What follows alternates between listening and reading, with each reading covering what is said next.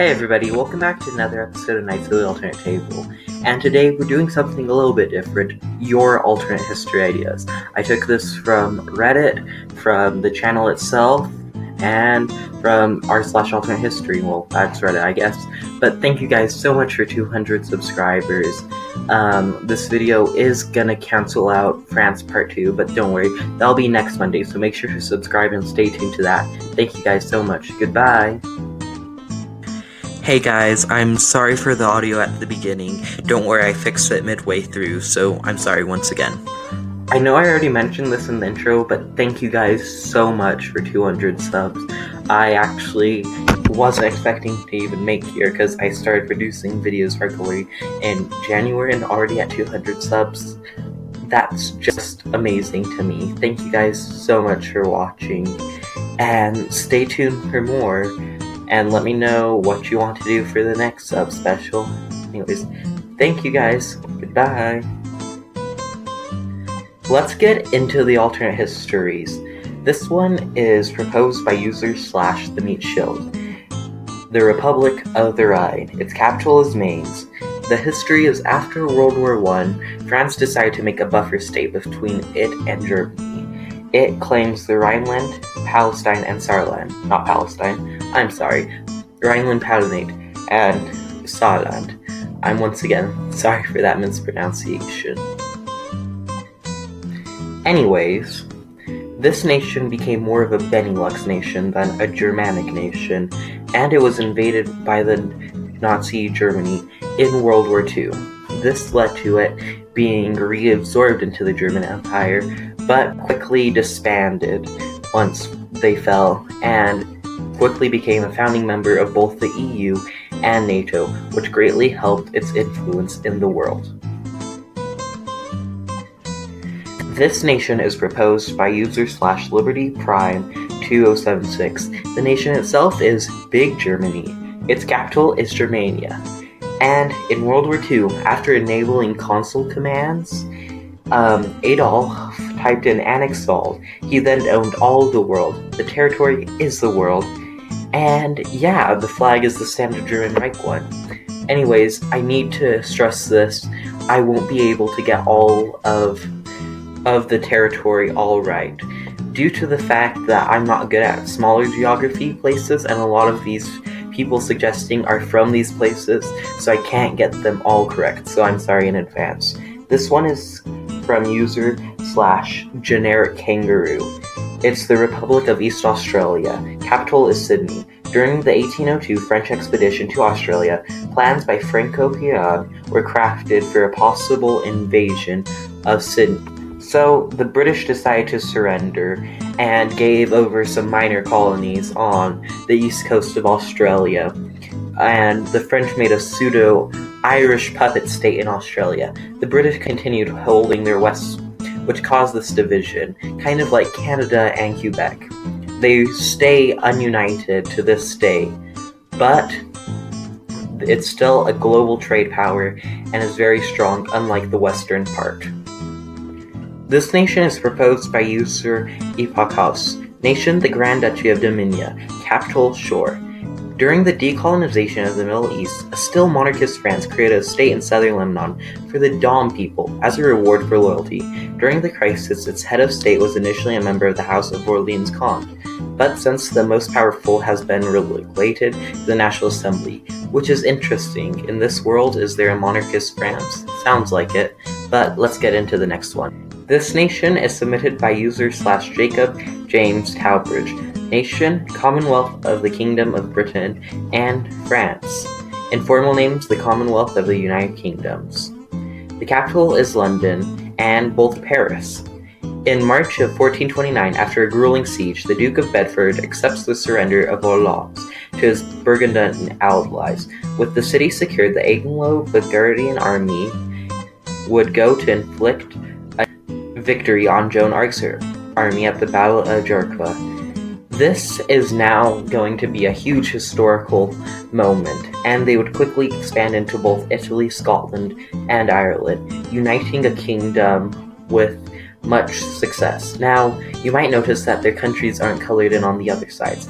That is because this would change history so much that there wouldn't be an opportunity for me to imagine this whole world that has been already imagined.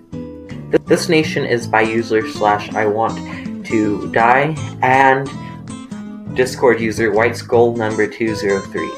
Now, I'm going to briefly summarize this, but if you want to know more, I will leave a link down to the Reddit page right down below so you guys to click on it. So, what is this? Well, basically the Navajo get a bunch of new technology and prepare to start their invasion of their neighbors, which they quickly take over more and more. Tensions between the Aztec rises as the two civilizations go to war. The war ends with the Navajo controlling the Aztec government and their earliest known account of puppeting.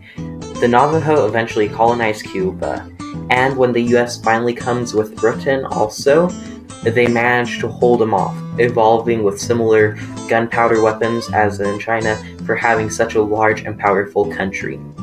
Hey guys, I just realized that my microphone stopped working in the middle of recording, and so this is the editor's note, so I had to replace the audio, but I couldn't manage to get the early audio in the video, so I'm sorry.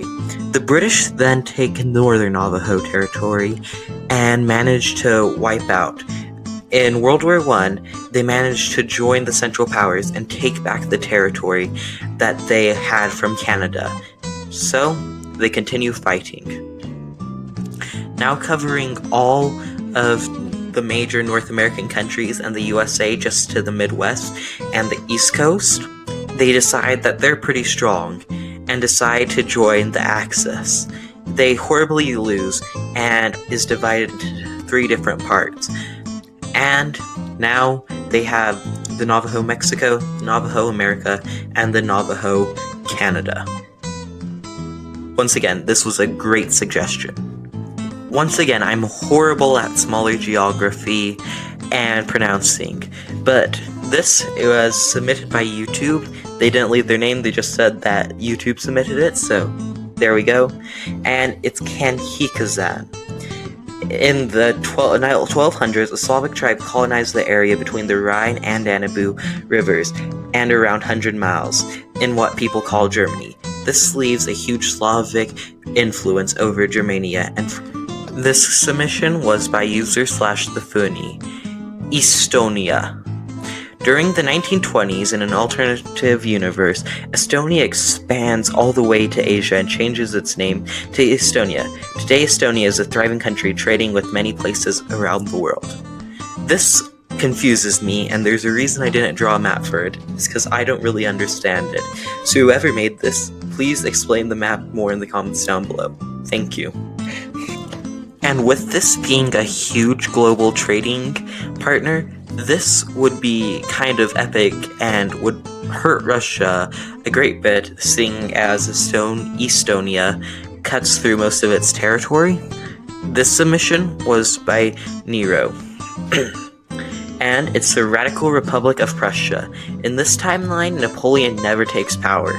The Great War involved France and its allies fighting the UK, the HRE, and the Allies. The UK HRE coalition barely wins, but the world still falls into chaos. The Kingdom of Prussia has a radical left revolution, which succeeds in the early 1920s. This is huge and would overall hurt Europe itself. The Kingdom of Vinland. This was submission by Mythology Guy. Vinland was originally discovered by Leif Erikson and his brothers on a voyage across the sea. In our timeline, the colony could not sustain itself and was eventually abandoned in this new timeline. Spurred on the religious zeal, the Norse managed to sustain the colony, and they end up thriving. The main change is that early on in Vinland's history, Leif Erikson received a vision from God, urging him to save the people of North America's souls and show them Christianity. Eric accepted his duty and sent people back to Greenland, urging them to come to Vinland, and hesitant to accept this new religion, but some are more open than others. Over the next 300 years, more Eglokon, the entire Greenland colony, dissolves, and Vinland receives the bulk of their refugees. Vinland is now cut off from Europe, but not for long. In the early 1500s, the French discovered Canada and were surprised to meet natives who already know about Christianity. They go further inland and find the descendants of the Norse settlers thriving in the New World. The Norse and Anglicans already have exposed to the Black Death due to the trade prior to Greenland's collapse, so the French are not able to colonize as easily.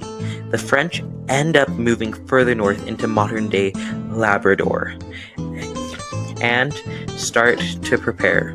With the Danish, they attempt to revive the colonial empire by re-establishing Greenland, and they send a contingent to North America. They're not too shocked Vinland survives since they heard rumors about, but are disappointed to see they're Protestant, then try to convince Vinland away from Catholicism, but they don't budge. The dedication to Catholicism strengthens their relationship with France, and they grow even closer. When another Protestant power shows up in America, England, North America colonization has a new player, Catholic Norse Anglicans. That was a long one, but thank you, Mythology Guy.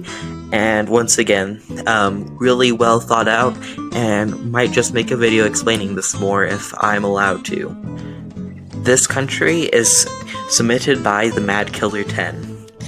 Anyways, the Confederation of Indian States. After a Supreme Court case ruling that America did violate many treaties, most of the land is given to vast Native American plantations, and they receive hefty reimbursements for their suffering, leading to succeed in a modern state. America then has a communist revolution, which we know is fictional, and yay. Hey everybody, thank you so much for watching and for subscribing. Yeah, I'm sorry about my mic cutting out and being kind of bad, so hopefully you did enjoy the video. Make sure to like, subscribe, and yeah, I can do this more often if you guys would like to, because there were still a couple other submissions that I didn't manage to get around to, but I hope you guys did like the ones I did get around to. Thank you so much. Wow, what a great video. On the left is my most recent upload, which you should totally watch. And on the right, well, that's a video YouTube thinks you should watch. So why not watch it? I mean, watch it now. Do it. I demand you watch it now. Oh yeah, and Simon says subscribe. And I'm Simon, so subscribe now.